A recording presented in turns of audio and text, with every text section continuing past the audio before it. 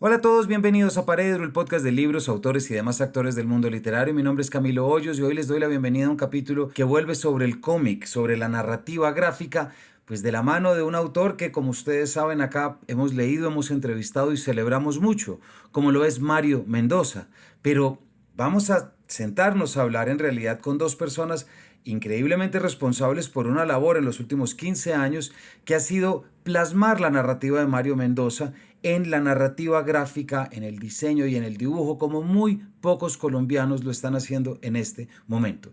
Me refiero a Keiko Olano y a Heidi Muscus, quienes han trabajado a lo largo del tiempo. Comenzaron con la novela gráfica Satanás, con Mario Mendoza, pero que desde entonces ha sido un no parar en realizar distintas publicaciones que hacen lo que tanto nos encargamos de recordar acá, que el cómic, que la novela gráfica y que la narrativa gráfica goza de una increíble salud en Colombia y que se está exportando y que se está haciendo y que es algo en lo que sin lugar a dudas tenemos que parar, echar ojo y apoyar. Keiko Olano es coautor de las novelas gráficas Lunáticos, Místicos y Psicóticos, sobre la que estaremos hablando el día de hoy, Los Sobrevivientes, Los Fugitivos, Caópolis, Satanás y El Taxista Llama Dos Veces. Es director creativo del colectivo Proyecto Caópolis, que desarrolló la serie de 10 cómics El último día sobre la Tierra, bajo el sello editorial Planeta Cómic y en trabajo conjunto con el escritor Mario Mendoza como guionista. Y por su parte, Heidi Muscus es colorista e ilustradora con más de 10 años de experiencia en el mundo del cómic, aunque su formación es en arquitectura y cuenta con más de 25 años de experiencia en ese campo. Desde hace una década se dedica a la narrativa gráfica, colaborando con 16 títulos donde se encuentran El último día sobre la Tierra, la trilogía Mysterion, Satanás y el último libro, Lunáticos, Místicos y Psicóticos, todos publicados por Planeta Cómic, y ella se dedica a aportar desde el color y cómo su utilización puede potenciar las historias y aportar a su atmósfera. Sobre eso estaremos hablando el día de hoy. Así que, sin mayores preámbulos, bienvenidos a un espectacular capítulo en el que además agradezco personalmente a Keiko y a Heidi porque hicieron un diseño especial para la postal de este capítulo, le hicieron a medida y yo desde acá quedo inmensamente agradecidos por ese gesto tan bonito que además me incluye y me encantó. Así que, bienvenidos y a leer narrativa gráfica. Bueno, en primer lugar, Keiko y Heidi, muy bienvenidos a Paredro. Muchas gracias por esta invitación. Nosotros encantadísimos de estar aquí contigo y pues para explicar y para contar todo ese proceso creativo que hemos desarrollado durante estos últimos años trabajando con Mario, y pues para eso estamos acá. Sí, esta es una charla a la que le teníamos muchísimas ganas. Ya habíamos venido como posponiendo y creo que por fin lo logramos. Entonces, encantados de estar acá. Solamente puedo decir lo mismo que ustedes. Yo tenía muchísimas ganas también de poder estar en este espacio. Como ustedes saben y también la audiencia sabe, aquí celebramos mucho la obra de Mario Mendoza. Nos parece muy importante, nos parece que tiene, y es la labor que ustedes han desarrollado a partir de sus experticias y por supuesto de su trabajo también ha hecho. Me atrevo a decir que no haya crecido esa obra de Mario, pero le ha dado mucho más sentido a ese sentido que él encuentra en el mundo, ¿cierto? Y a una cantidad de ideas que están. Entonces creo que ahí tendremos mucho de qué hablar. ¿Qué les parece si, tú lo acabas de decir, Keiko, en los últimos años han estado haciendo ya, creo que son alrededor de 12 o 15 libros con Mario Mendoza de trabajo del proyecto Caópolis? ¿Por qué no arrancamos a hablar cómo llegan ustedes al medio, de dónde surge? Sabemos también que la novela gráfica y el cómic colombiano son disciplinas que se han venido fortaleciendo en los últimos años, pero que hace 20 años no era tan sencillo decir aquí hay un cómic. ¿Por qué no nos cuentan un poco qué les hace y qué hicieron para llegar hasta acá? Todo inició con una novela gráfica que nosotros desarrollamos junto con el escritor Antonio García Ángel.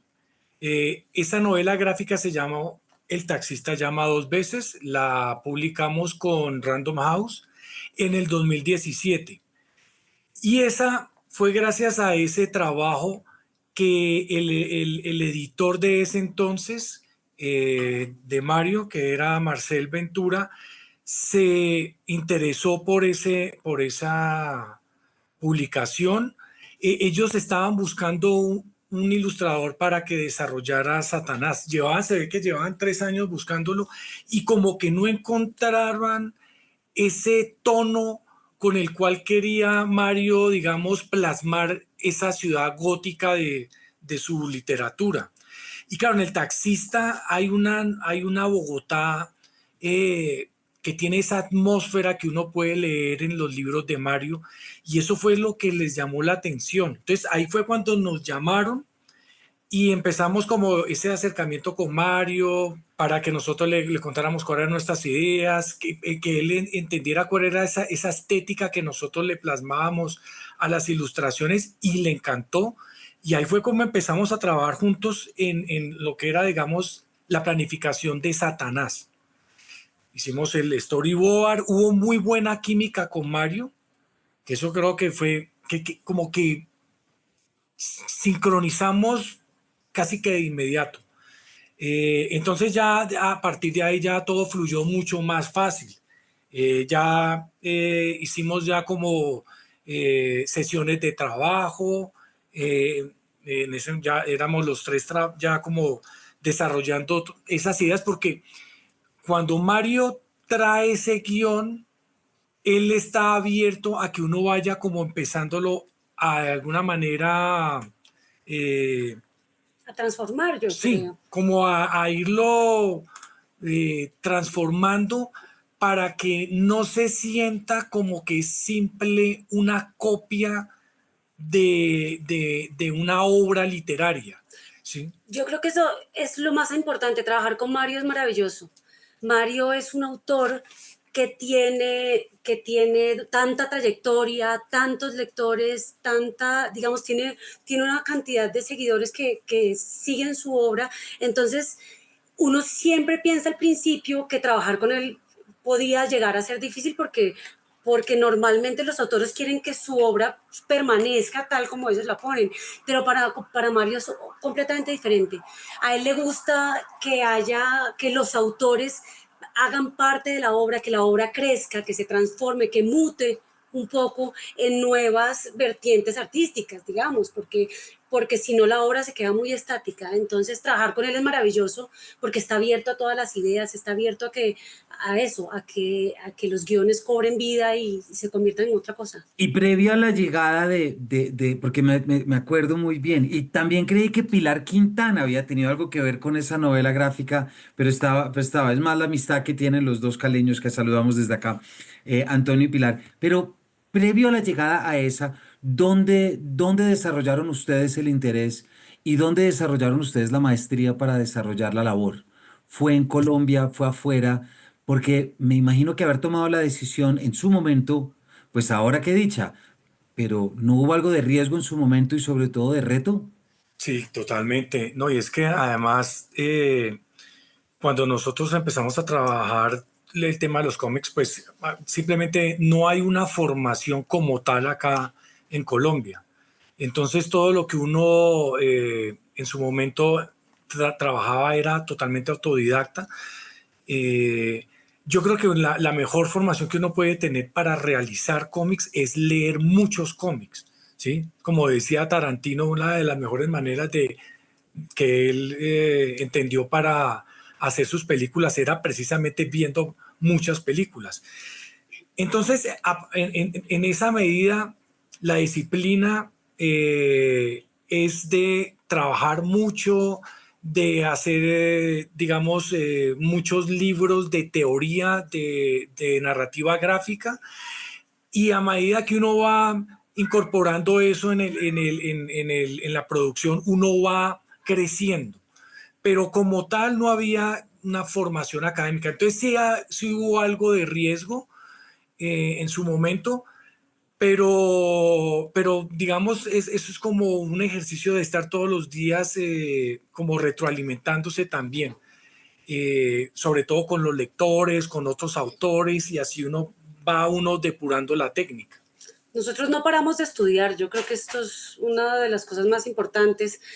Desde el principio, bueno, Keiko dibujas desde que es muy pequeño, ya desde cuando tenía 5 años ya tenemos guardados con unos cómics, unas viñeticas que tenía que son maravillosas. Entonces ya desde ahí venía dibujando y venía con esa inquietud. Los dos nos graduamos de arquitectura, entonces también tenemos como formación en temas de espacios arquitectónicos. Entonces para hacer cómics yo creo que hay varias cosas que son importantes. La primera, para dibujar hay que saber de anatomía, hay que saber de perspectiva, hay que saber, bueno, nosotros hacemos todo en color, entonces hay que saber de color, hay que saber de luz. Y toda esta serie de cosas que se van estudiando y que se van leyendo es lo que hace que poco a poco, a medida que se suman ingredientes, se va haciendo la obra, digamos, más completa y más robusta, ¿no?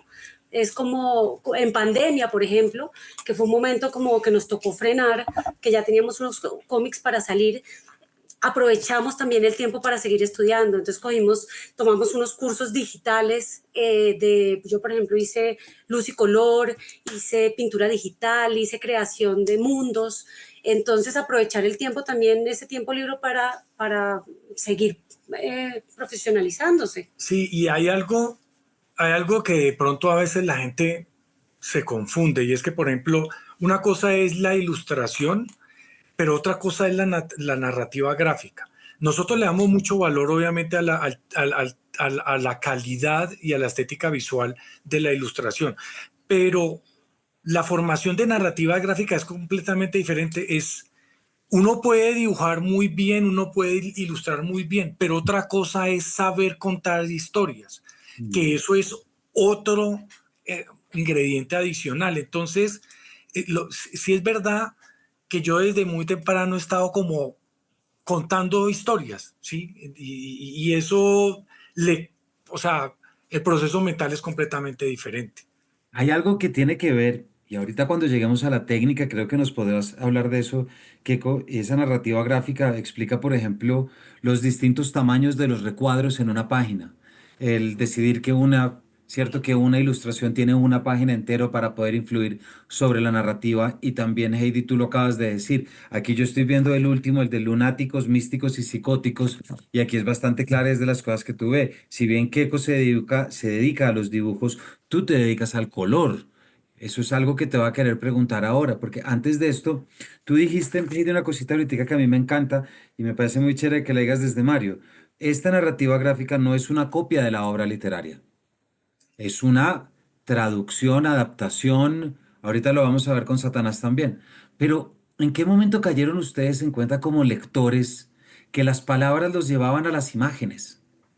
Y que la necesidad de poder reconvertir, pero desde lo visual, porque me intriga eso, no sé si es una pregunta difícil, pero me imagino que la imaginación y la mente del ilustrador cuando lee literatura actúa completamente distinta a la del literato o a la del escritor.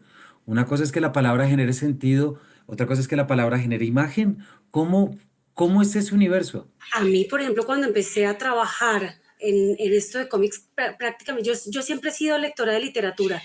Entonces, los lectores de literatura consumimos libros y Exacto, siempre sí. tenemos como afán de pasar las páginas y esto. A mí me tocó prácticamente aprender a leer de nuevo eh, un nuevo formato de lectura, porque comenzaba leyendo digamos, los globos, leía tal, y luego me tenía que devolver y empezar a ver los dibujos, entonces casi que hacía una doble lectura. Esto es algo que uno no se da cuenta hasta que empieza a hacer cómics y se da cuenta de todo el trabajo que hay detrás. Los cómics tienen un tema maravilloso y es que la forma, digamos, la conformación de las páginas hace algo que no tenemos ni en la literatura ni en el cine, por ejemplo, y es que cuando uno llega a la último recuadro de la página derecha, siempre quedamos en suspenso al momento de pasar la página a ver qué es lo que nos vamos a encontrar. Y siempre tenemos que jugar con esa conformación de viñetas, ¿no? Sí, ahí digamos lo que es clave es la realización del storyboard. Que el storyboard es ese trabajo que une el mundo de los textos con el mundo del arte. Porque ahí es donde uno a través de bocetos, uno empieza como a conformar toda la estructura narrativa la novela, es donde uno establece la diagramación, donde uno crea la composición. Bueno, aquí te lo podemos mostrar. Mira, esto es uno de los, esto es el storyboard de los sobrevivientes. Qué Entonces, maravilla. de estos, digamos, tengo desarrollado absolutamente toda la novela. Es así como uno puede también establecer la magnitud del proyecto, la numeración. Sí. Entonces, es todo el tiempo que uno le dedique a la planificación mediante esta maqueta, eh, uno luego lo va a agradecer porque ya tiene, digamos, por decirlo así, establecido todo lo que es lo que es el trabajo preliminar antes de llegar al arte final. Entonces, es lo que yo digo, tanto para hacer, por ejemplo, cine, como para hacer videoclips, como para hacer novela gráfica, es ese trabajo que uno le dedica al storyboard. Y eso de leer literatura previamente, Heidi, como tú dices, y que como tú también nos hablas de leer cómics, si vamos más hacia atrás, ¿cuáles fueron esos cómics o cuáles fueron esas narrativas que generaron en ustedes como estas ganas de recrearlo? ¿Cuál fue como ese autor, ese ilustrador o ese momento en el que ustedes entraron en contacto con?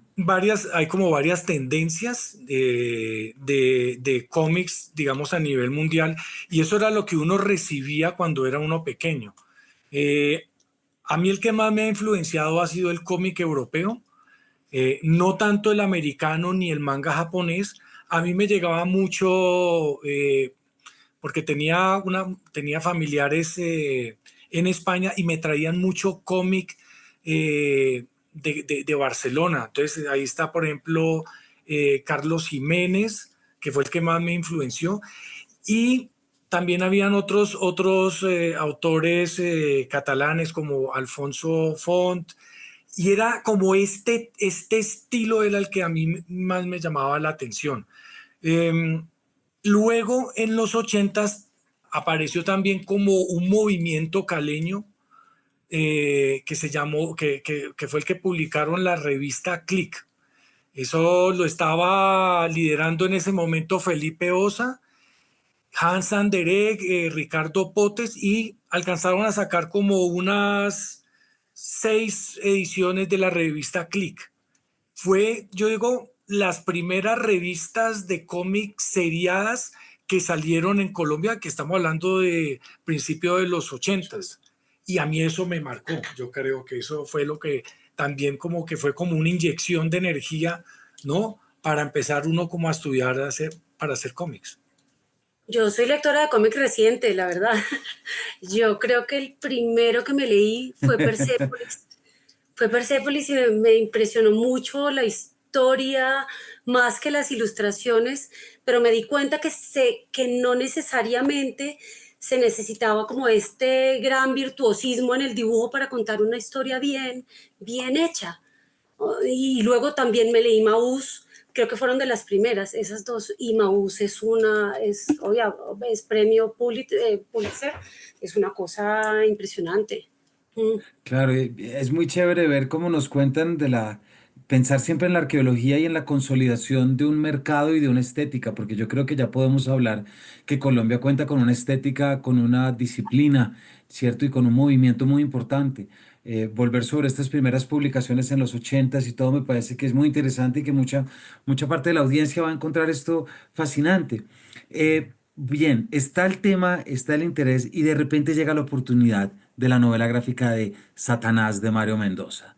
Satanás de Mario Mendoza, que es una novela, recordemos que tiene muchas aristas, premio Biblioteca en el 2002, recibe Sí, claro. múltiples críticas que lo que hace es que se fortalezca, me parece a mí, y queda ahí muy claro el nacimiento de una estética de Mario Mendoza, que hasta el sol de hoy, ¿verdad?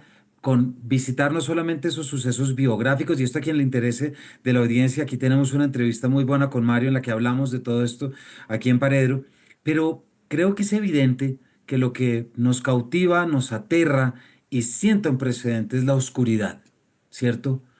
¿Cómo, Keiko, desde lo narrativo y tú desde el color, Heidi, cómo se traduce la oscuridad de Mario Mendoza para sacar libros tan luminosos como los de ustedes? Cuando llegó la oportunidad de hacer Satanás, es cierto que era un reto muy importante porque como ya quedaba, ya estaba dentro de la memoria colectiva de los lectores, uno tiene que tomar una posición, digamos, fuerte y decir, bueno, yo tengo que de alguna manera proponer algo que sea nuevo para los lectores de la novela literaria y como también existía la película, tocaba definitivamente desmarcarse.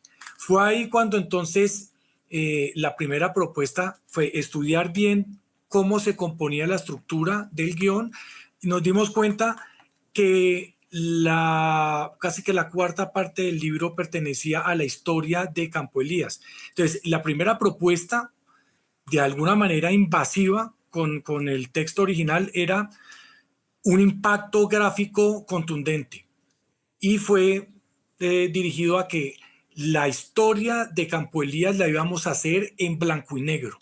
¿Para qué? Para de alguna manera transmitir la idea que uno cuando entra dentro de la historia de Campo Elías, uno está adentrándose en la mente del asesino, donde lo percibe todo sin matices, en blanco y negro, con una realidad completamente manipulada.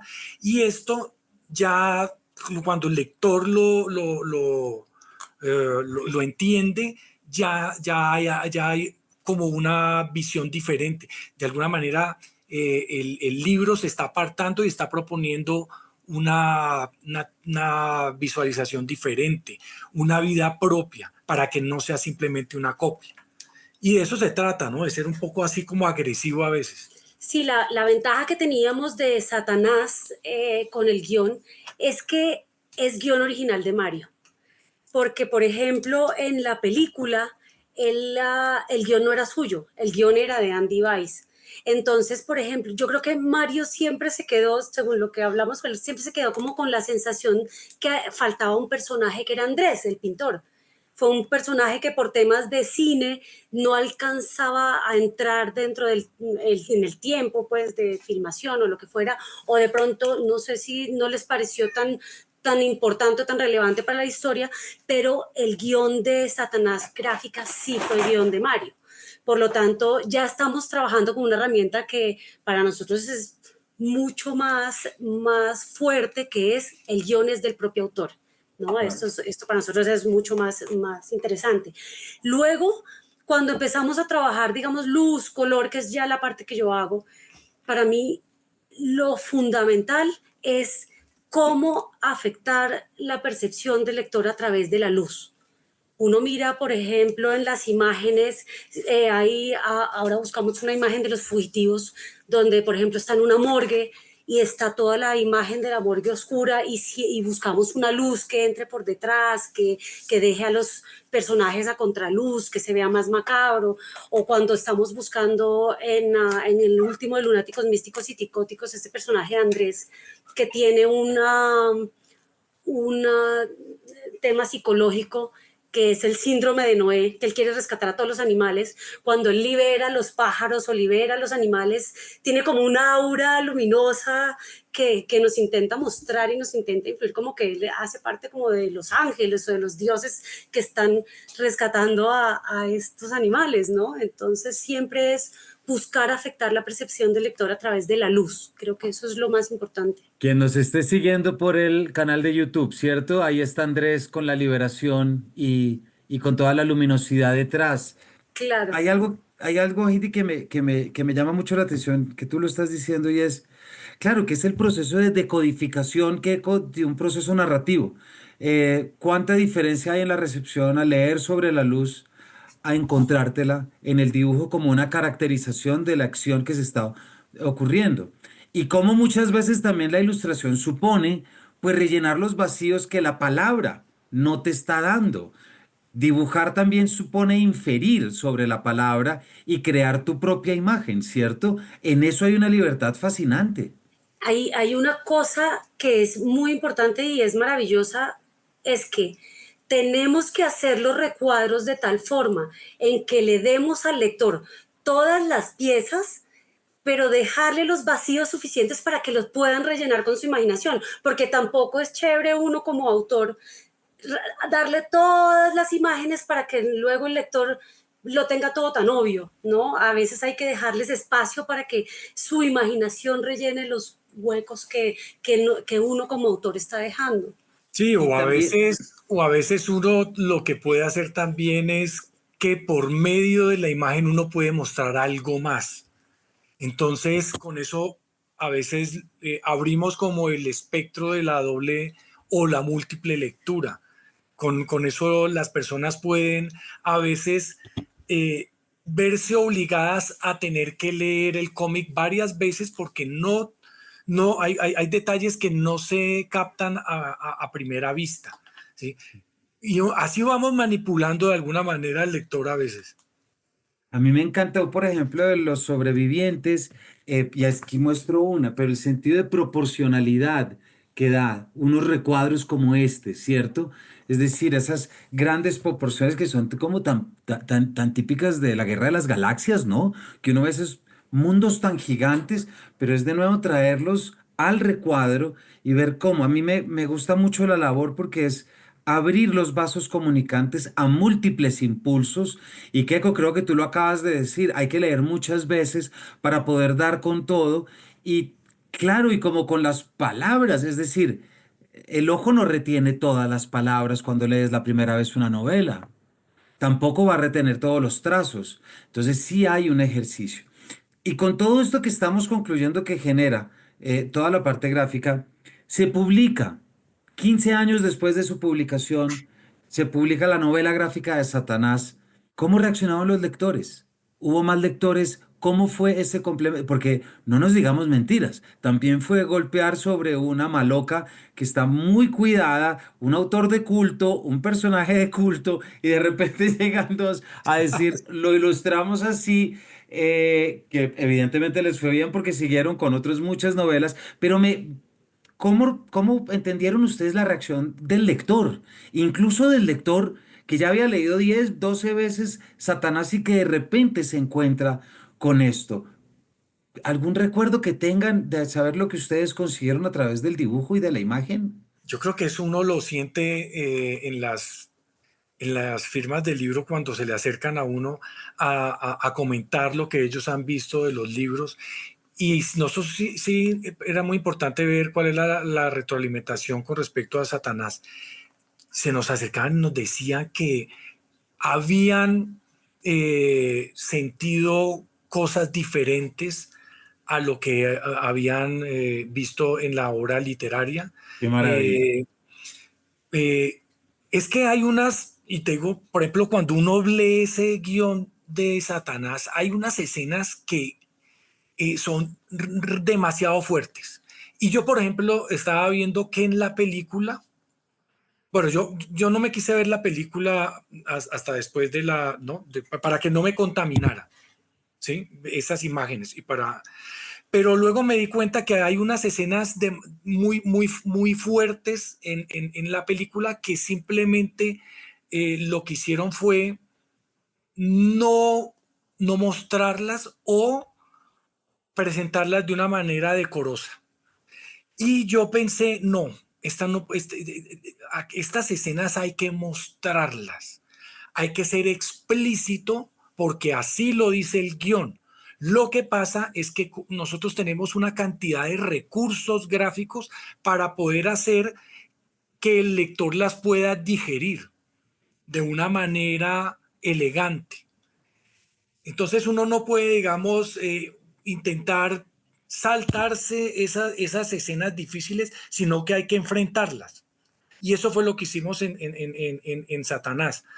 Pero para eso está el recurso del trazo, para eso está el recurso de la luz, para eso está el recurso de la composición, del color. Tenemos una cantidad de herramientas que nos permiten poder, ¿no? Manejar ese tipo de ilustraciones.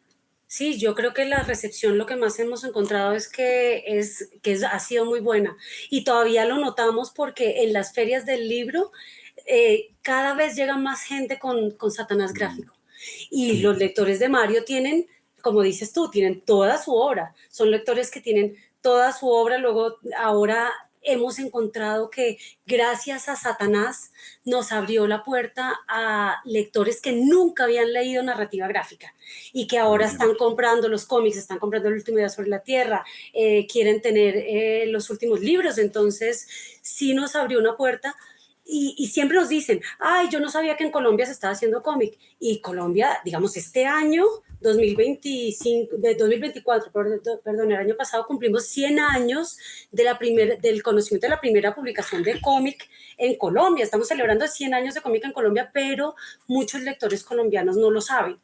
Entonces, este sí nos está abriendo la puerta a nuevos lectores. Claro, y aquí estuvimos, Heidi, precisamente con Pablo Guerra, hablando sobre esa exposición de los 100 años del cómic, y como muchas veces pasa cuando uno se mete, se adentra en estos temas, pues darse cuenta de todo el recorrido que está detrás.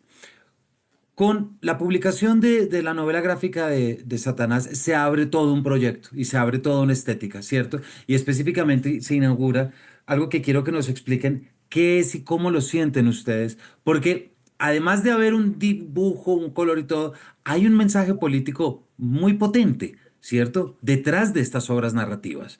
Eso es la diferencia de muchas otras y creo que ahí Keiko tiene mucho que ver con algo que tú decías, es la influencia del cómic europeo a diferencia de muchos otros. Yo creo que hay algo crudo y hay algo muy duro que es representativo. Me refiero al proyecto Caópolis junto con todo lo demás y que también va a estar de por medio, pues por ejemplo, esa primera trilogía Mysterion y luego una cantidad. ¿Por qué no nos cuentan cómo se conforma el proyecto Caópolis?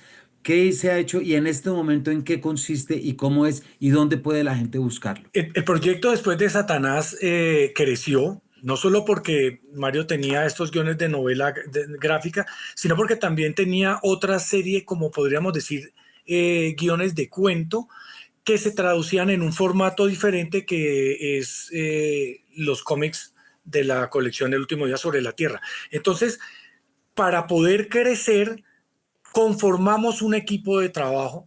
Si lo juntamos todos somos casi alrededor de 10 ilustradores que los buscamos por todo lado de Colombia, que fueran talentosos, que fueran de diferentes regiones de Colombia para poder establecer como un mapeo general de todo lo que es el talento nacional.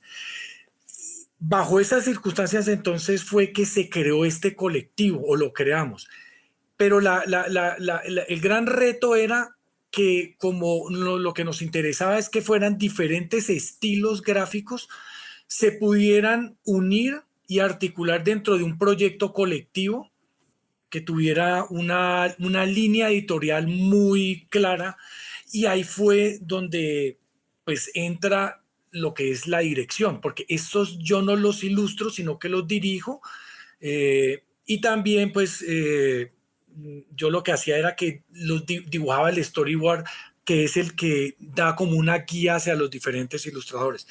Con esto fue que creamos Proyecto Caópolis, porque en la medida en que teníamos tantos guiones para ilustrar, teníamos ya que crecer a nivel de producción. Y fue como salió toda esta aventura de Proyecto Caópolis, de los cuales inclusive ahora para el sofá vamos a sacar dos cómics nuevos con un nuevo ilustrador de Medellín. Y siguiendo con un ilustrador con el que hemos venido trabajando, que es Juan David Peñaranda, que él es de Palmira, y el nuevo ilustrador que es de Medellín, que se llama Pedro Cano. Sí, y en cuanto a las temáticas que estabas comentando ahora, creo que esto es algo que lo vemos también en los grafitis, digamos, los vemos como en las personas que hacemos temas gráficos y es sentar una posición un poco política y un poco de resistencia acerca de todo lo que está pasando, acerca de las migraciones, acerca de la contaminación, de la discriminación, de la falta de empatía, de la xenofobia, de la homofobia, todo esto lo tocamos en los temas, en los cómics, perdón, a veces de forma directa, a veces de forma indirecta, Por ejemplo, en Caópolis, que yo creo que por eso le pusimos Proyecto Caópolis, porque Caópolis se nos convirtió como en un elemento muy fuerte de resistencia. Estábamos justo cuando llegaron las marchas del 21N, estábamos desarrollando este cómic. Y cuando uno ve, por ejemplo, en las páginas se encuentra que encontramos un graffiti de Dylan Cruz, que si uno se lo va leyendo no se da cuenta, pero va encontrando las marchas del 21N están ahí también metidas. Estamos encontrando como el protagonista, que se llama Isa, está permanentemente diciendo es que nos estamos matando los unos a los otros, estamos contaminando el ecosistema, estamos haciendo, esto hace parte también de una forma de contar historias que ha tenido Mario desde siempre y que nosotros hemos adoptado también como bandera, porque siempre hemos sido siempre estamos moviéndonos por la misma línea. Ahí creo que es fundamental también traer lo que dices, el formato del graffiti, ¿no? Aquí tuvimos una entrevista también para la audiencia con Juan Carlos Pinzón, no, Oscar Pinzón, ahorita Alejandro, estoy olvidando, pero es este fabuloso libro sobre los cómics publicado por Ediciones Uniandes, en la que repasa los 6 grafiteros más importantes y cómo el graffiti también tiene eso, Heidi, ¿cierto? Como esa voz de protesta.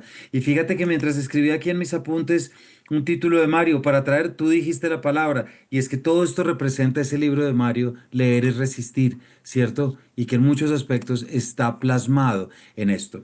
Para la audiencia también, ahorita Keiko, tú estabas hablándonos de la serie de El último día sobre la Tierra. Estos son 9 títulos, ¿verdad? Que si alguien los quiere ver puede ir a Planeta Cómic, porque todo esto está publicado por Planeta de Libros, que arranca con imágenes premonitorias hasta El robo, que es el último. Pero hay muchos más, ¿cierto? Y a mí me caló muchísimo esto que decías, bueno, también está la trilogía que ya habíamos dicho, pero también está este otro que es el de Lunáticos Místicos, que este es el último que sí que se mete, Heidi, con todo esto que tú estás diciendo, con mensajes sobre el mundo desde Andrés y desde todo lo que corresponde. En esta medida creo que la novela gráfica hace una labor estupenda en poder continuar, respaldar o acompañar mucho de lo que hace la palabra y la literatura propiamente dicho, porque también no nos digamos mentiras, el dibujo y la imagen muchas veces llega mejor, más fácil y más directo que la palabra, y eso sí no podemos ni criticarlo, sino reconocerlo, ¿cierto? Sí, bueno, yo creo que es algo que en este país hemos estado un poquito rezagados, porque con todo el tema de la ley del libro que nos retrasó en la entrada de cómics al país, porque estaban grabados con una carga impositiva altísima, se dejaron de importar cómics y también se dejaron prácticamente de leer cómics en Colombia. Entonces, ahora que ya estamos como retomando ese paso, nos damos cuenta que en todo el mundo, si uno ve en Asia, los niños crecen con el manga. Si vemos en Estados Unidos, crecen con las tiras cómicas, llámese de superhéroes o de cosas más no digamos serias, porque no se trata de eso, sino de cosas más trascendentales.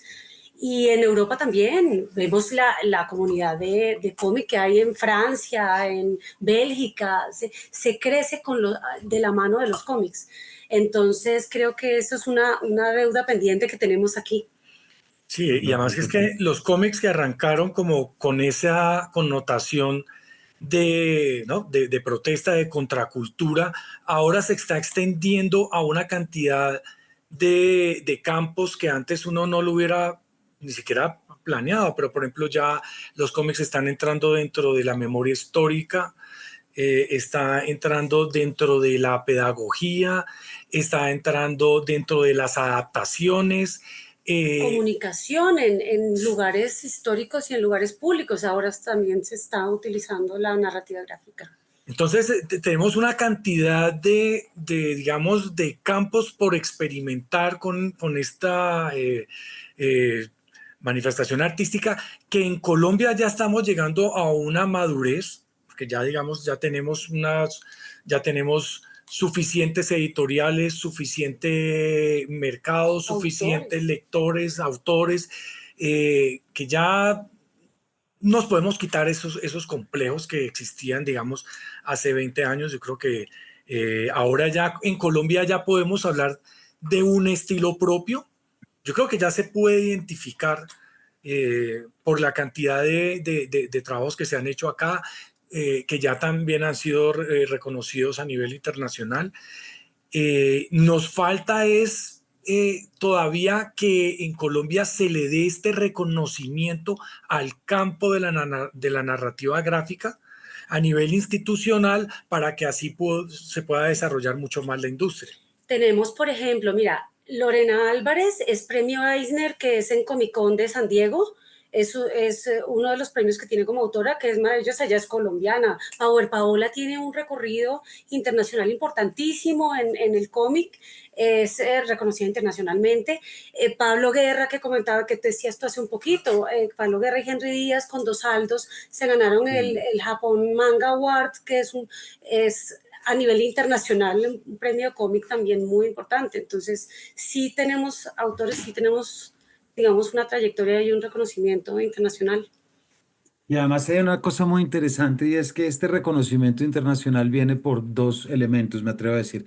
Por un lado, toda la parte narrativa propiamente dicha de algo que alguien como Mario, que lleva escribiendo lo que lleva y en lo que está, pero luego la más que la experticia, un conocimiento técnico muy sofisticado, porque mi impresión es que este último, Lunáticos, Místicos y Psicóticos, tiene o sea, tiene una técnica muy sofisticada. Es decir, es un libro de muy alta calidad. Y no lo estoy diciendo como el ingenuo que solo lee papel con fuente. No, y invito a la audiencia a que lo vea. Es un libro en el que en realidad se ve que hay un trabajo muy delicado, muy cuidadoso y que claro, eso representa un impacto muy grande. Por eso quisiera que nos contaran poco por qué no nos develan esa magia y ese secreto que está tras bambalinas.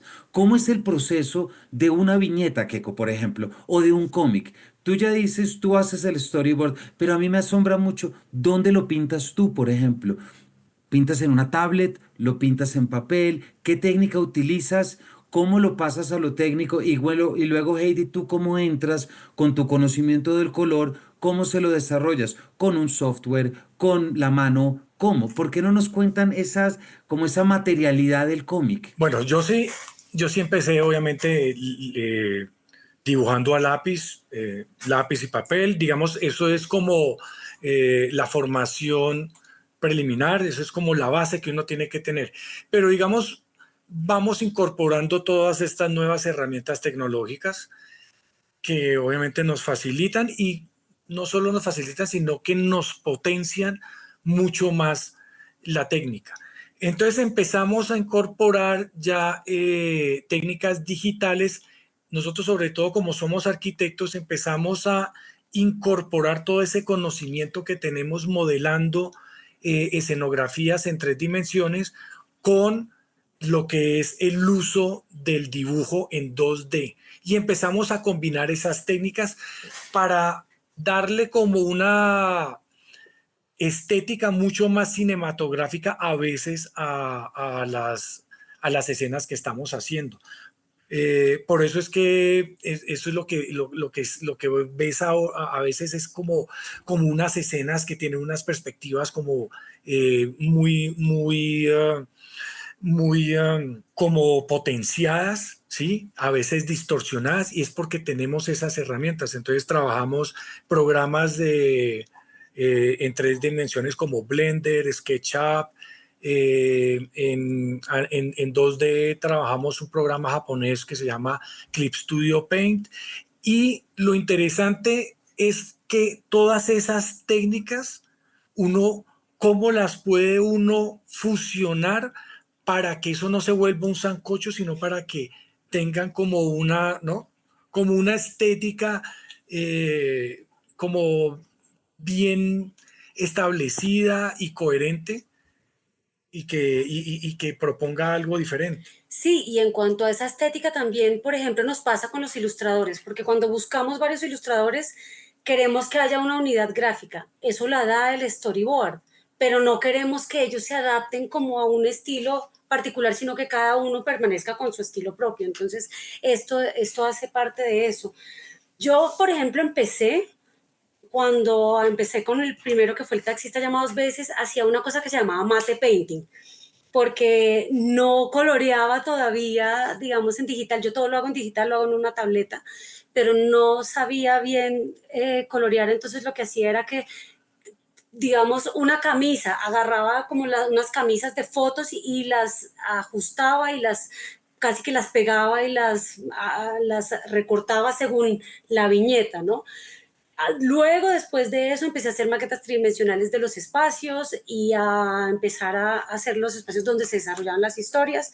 Luego ya aprendí a colorear y aprendí a colorear, como te decía, en pandemia, ya como un estado más avanzado de pintura. Todo esto en tableta, en digital y en Clip Studio. Y en este momento ya estoy también entintando. Entonces prácticamente cada proyecto se convierte como en un paso más avanzado de tanto de ilustración como de dibujo, ¿no? Yo te quería comentar que sí, cada vez que enfrentamos un nuevo proyecto, intentamos salir de nuestra zona de confort e intentar proponer algo diferente para que el lector diga, uy, esto ahora qué se inventaron. Precisamente en el de lunáticos, místicos y psicóticos, como son tres personajes que cada uno tiene, digamos, una enfermedad mental diferente, entonces la idea era, como arrancan con tres capítulos relacionados a un personaje en especial, la idea era, bueno, ¿qué pasa si cada capítulo corresponde a un personaje lo hacemos en una técnica diferente? ¿Por qué? Porque nosotros ya teníamos la experiencia de haber trabajado, por ejemplo, Los Fugitivos lo hicimos en pintura digital, Los Sobrevivientes lo hicimos en colores planos y tinta. Entonces son técnicas diferentes. Ya teníamos esa experiencia, dijimos, bueno, vamos a hacer los tres capítulos iniciales con tres técnicas diferentes. Entonces uno va pasando de capítulo y parece que fuera un ilustrador diferente, ¿sí? Ese choque es interesante a nivel gráfico, pero lo interesante es que en el cuarto y quinto capítulo, que es cuando los personajes se conocen, entonces las tres técnicas empiezan a fusionarse. De esta manera uno hace que la misma técnica interceda o intervenga de manera activa en la comprensión del guión, ¿sí? Para precisamente darle como un giro. Y así es como nos gusta, sobre todo, ser muy experimentales con cada proyecto. Sí, por ejemplo, en el capítulo de Jox, que es el primero, Jox 227, él asegura venir de otro planeta, ¿no? Entonces, cuando vemos todo el capítulo de Jox, vemos que las personas, los personajes, no son de colores. Como que Jox ve que unos son violetas, otros son amarillos, otros, digamos, el color de piel no es como el nuestro, porque Jox encontramos que no tenía como esta, Jox no discrimina, él ve como a todas las personas iguales, le da igual si es hombre, si es mujer, si es trans, él no discrimina y esto ver a las personas de colores es verlas según la personalidad, ¿no? No según el género ni el lugar de Como si fuera nacimiento. Laura o algo parecido, digámoslo, ¿cierto? Sí, exacto. Exactamente. Eso fue lo que hicimos con Jox. Luego, cuando entramos al capítulo de Andrés, Andrés tiene una característica y es que él no logra ver la diferencia entre su realidad y la realidad que, digamos, percibimos todos. Entonces, por eso intentamos una técnica donde no hubiera líneas negras. Vemos que Ah, ok. todo el capítulo es en pintura digital, no hay líneas de color, de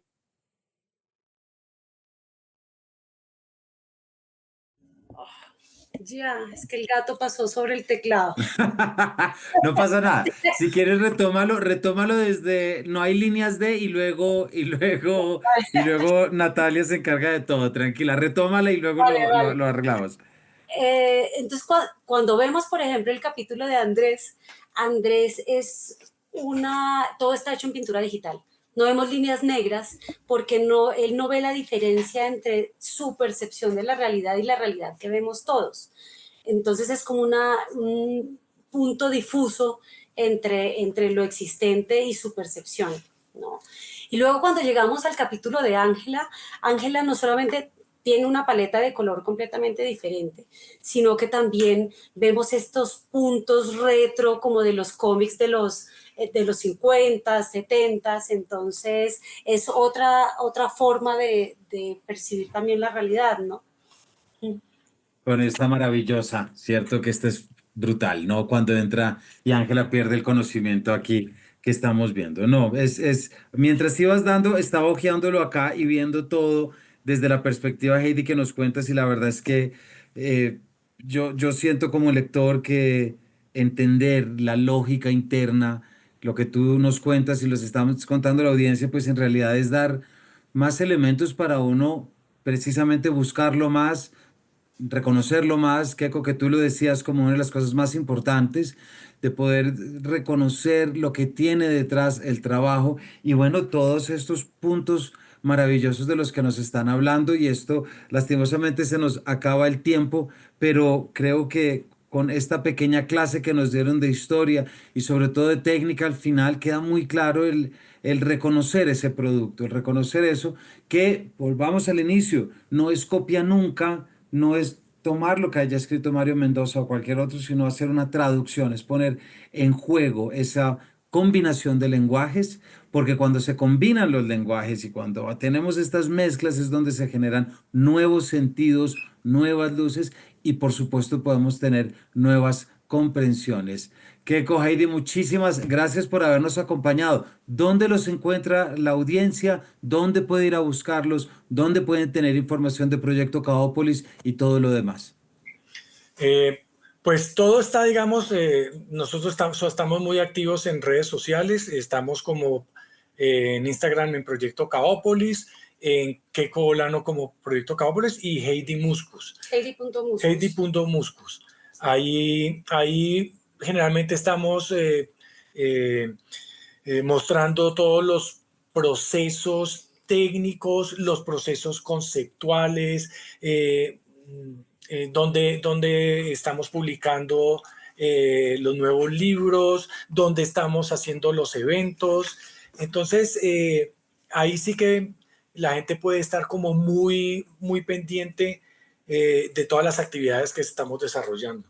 Sí, y yo creo que algo como último es empezar a reconocer al cómic como como un arte en sí mismo, no como un subsidiario de la literatura ni un subsidiario Totalmente. del cine, Sí. sino como un arte en sí mismo, porque nosotros también tenemos otra ventaja y es que para hacer cine se necesitan unos presupuestos grandísimos y en cambio para nosotros los cómics, la imaginación es nuestro presupuesto. Todo lo que se nos ocurra podemos plasmarlo y podemos lograrlo hacer en un libro. Pues Heidi, si algo queda claro después de esta entrevista es que eso es el cómic, ¿cierto? No es subsidiario de nada, sino que ya tiene su lógica interna, su fortaleza, su criterio, y eso es lo que abre todas sus posibilidades. Así que para la audiencia, el último libro de Planeta Cómic publicado es el que ya hemos dicho en otras ocasiones, Lunáticos, Místicos y Psicóticos, y de ahí para atrás vayan a buscar porque van a encontrar de todo y sofistiquen el ojo para poder entender desde la técnica cómo tiene una influencia directa sobre lo narrativo y sobre el impacto. Yo me voy como si hubiera estado en una clase, cosa que les agradezco inmensamente. Y de nuevo, muchísimas gracias por habernos acompañado. Gracias a ti y gracias por la invitación. Gracias, Camilo. Muy, muy chévere la entrevista. Y a todos ustedes ya saben qué hacer, ya saben por dónde buscar. Lean a Mario Mendoza, por supuesto, pero no olviden que cuando se vayan a enfrentar a estas obras narrativas estamos hablando de otra cosa y tienen que tener en sus bibliotecas y en sus listas de lectura tanto a Keiko Bolano como a Heidi Muscus, que están haciendo algo increíble y que estoy seguro que muchos están tomando, siguiendo esos pasos para que cada vez sea más fuerte esta producción que podamos hacer. Así que muchas gracias por habernos acompañado y nos vemos en una próxima edición de este Paredro.